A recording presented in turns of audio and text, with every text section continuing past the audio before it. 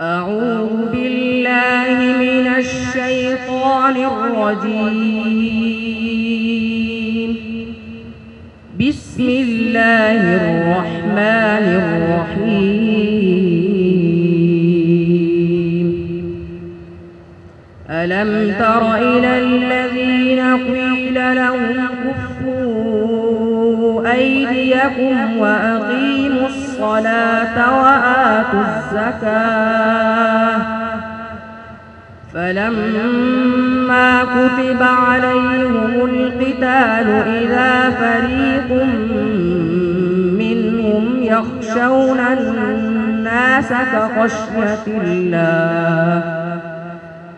إذا فريق منهم يخشون الناس كخشية الله أو أشد خشية وقالوا ربنا لم كتبت علينا القتال لولا أخرتنا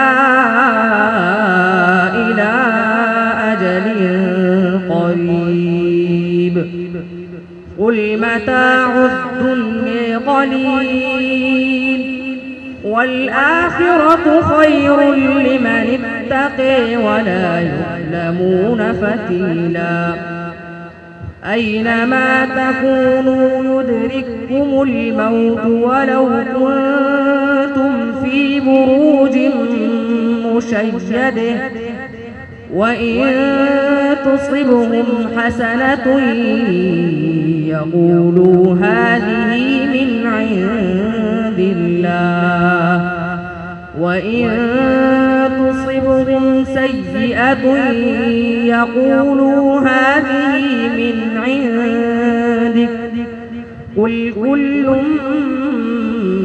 من عند الله فما لهؤلاء